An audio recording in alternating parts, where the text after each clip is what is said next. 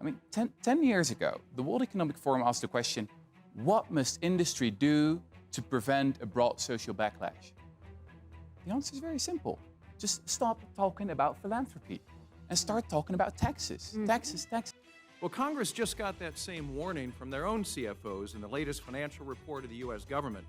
It says that unless lawmakers take action soon, the federal debt could exceed 200% of GDP by 2046 and reach an astonishing 566% of GDP by 2097. We got to be talking about taxes. That's it. Taxes. All the rest is bullshit, in my opinion. You are America. And it's the year 1861. The Union and the Confederacy fell into an all-out war on the dispute over whether slaves would be permitted to expand into the Western territories. And you are left with the duty of dealing with the consequences of the war. Economic disruption, severe inflation, and extreme poverty.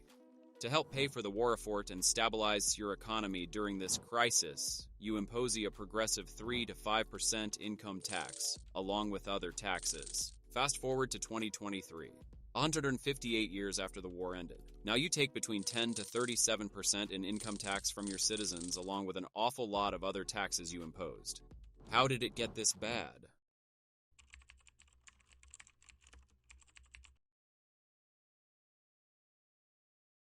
Over the period of his tenure in office, President Reagan convinced Congress that the American people wanted to cut taxes on the rich and raise it on everybody else. Sounds ridiculous, right? The idea is based on supply-side economics. Supply-side economics. Supply-side economics. Supply-side economics held that you shouldn't create jobs to put income into people's pockets to stimulate demand, and thereby boost the economy. Instead, you should put more income into the pockets of those who already had the most, and they would put it into productive use, which would help the economy and create jobs. Does it work? We now know that supply-side economics doesn't work.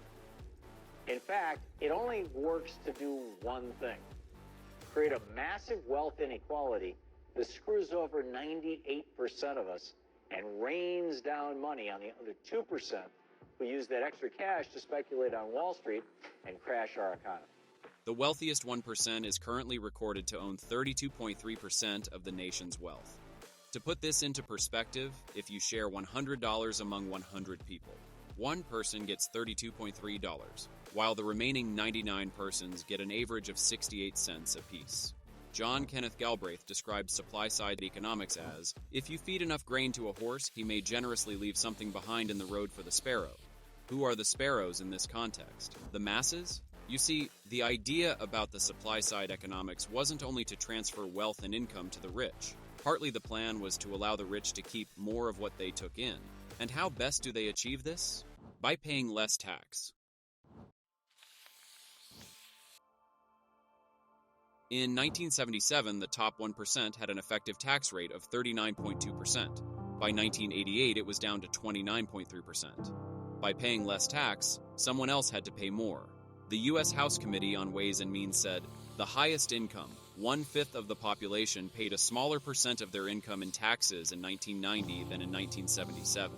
The bottom 80% paid more of their income in taxes in 1990 than in 1977. Taxpayers in the very highest income categories showed the largest reduction in taxes as a percent of income.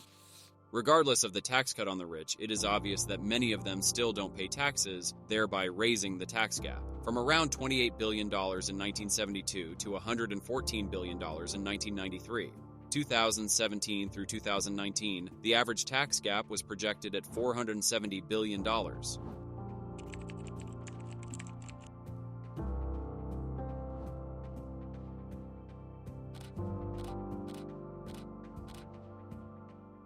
From over 50% corporate tax rate in the 50s to the current flat rate of 21%, you are left to wonder what effect corporations have in the making of tax policies. Suppose you have a business that produces a profit of $200,000 a year. As a non-incorporated individual, you'll pay a federal income tax of 32%, but if you were incorporated, that same profit would be taxed at 21%. Tax collection didn't go down, the burden just shifted from corporations to the middle and lower classes. But an even more important factor to consider is that academic research is finding that workers are bearing a greater share of the economic burden of the corporate tax through lower wages because capital is mobile and workers are not. A recent study found that workers bear 51% of the economic burden of the corporate tax through lower wages, with women, low-skilled workers, and younger workers impacted the most. These are the workers who've been most hurt by the COVID recession, and the ones whose incomes were rising most before the COVID hit. Corporations often use enterprise zones to run shell games to their benefit. An enterprise zone is based on the assumption that business expansion in rundown areas will create jobs and revitalize communities better than more direct programs that provide social services, jobs, and training. Do they work? Looking at various research done on the effect of enterprise zones in different areas in the U.S., we can see that the results vary. It significantly improved the house value in the zones, but the average income in those areas increased insignificantly. This doesn't make sense. Businesses aren't enthusiastic about expanding to these areas, as they are bad for business. Transportation is bad, security is a big issue. The only question left to ask is, what incentives does the federal government provide to businesses in enterprise zones?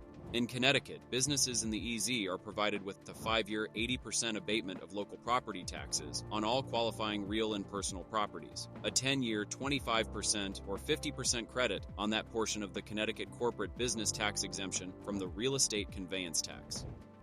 In California, firms can earn $37,440 or more in state income tax credits for each qualified employee hired, up to 100% net operating loss carry forward for state income tax liability for up to 15 years. Corporations can claim a credit equal to the sales or use tax paid or incurred on the purchase of qualified property not to exceed $20 million, and the list goes on and on. We currently have about 2,260 enterprise zones in the U.S. 2,260. That's a lot of tax advantage given to the big guys. In conclusion, Mr. Chairman, there are many elements of the tax code that benefit the wealthy and big corporations. I absolutely agree. And the Inflation Reduction Act is the most recent example of corporate welfare in the tax code. And there are dozens of tax expenditures that disproportionately benefit high-income families much more than middle-income families. Removing these tax expenditures would be more effective than raising tax rates in altering the long-term debt curve. According to Alan Blinder, tax incentives proliferated in the 1980s and almost all failed. While the details are in dispute, two salient facts are not. There was no substantial rise in the share of GDP raised or invested, and there was no burst of productivity growth. There's a 30% investment tax credit on energy-efficient equipment. The argument here is usually, pass a tax credit and it becomes cheaper to expand, so businesses will build more factories and employ more people and the economy will grow. But there's a basic problem with this argument. With the economy down, your supply is more than the demand for your product. Would you expand? You've already got more capacity than you already need. Don't get me wrong, investment tax credit could foster new jobs as some manufacturers expand to meet a somewhat higher demand, but this is seen by most economics to be short-term. Say General Motors factory in Michigan produced a total corporate income of $700 million and paid $42 million in state tax. So General Motors has a federal taxable income of $658 million. Its federal tax bill of 21% would be $138.18 million. But suppose General Motors moves the factory to Tijuana and pays $42 million in taxes to that country. The tax deduction has turned into a tax credit. On the taxable income of $700 million, the federal income tax would be $147 million. It gets to deduct $42 million from the tax, thereby paying $105 million in federal income tax. This somewhat rewards corporations to move their factories and jobs overseas, and that's where many of our jobs have gone. I could go on and on about different ways the corporations pay less and push the burden onto you. The fact remains, anytime one group of the people gets a tax break, the government increases everyone else's taxes to raise the same amount of money. Before I continue, I want to show an appreciation to Ralph Estes, as his book was a great contribution throughout the production of this video. I'll drop a link to his book if you want to read the full copy. I assure you, it's a great read. With the ever-changing rate of various kinds of taxes, you are left to ask, what hope do I have in paying my fair share of taxes and not paying extra for some corporation that has Congress wrapped around its fingers? How can I save more in taxes legally and live the American dream? There are a lot of videos out there explaining different ways of reducing taxes by taking advantage of the various different tax credits you qualify for. I consider it a waste of your time to repeat what has been said a lot and is easily accessible.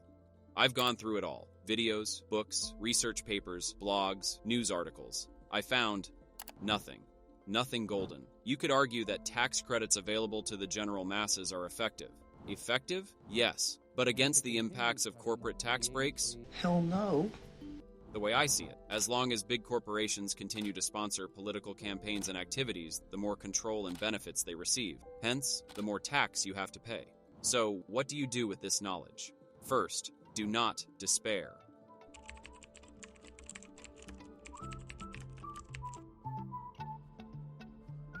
I personally selected this video for you. It breaks down into 3 steps how to turn pro and beat the stock market.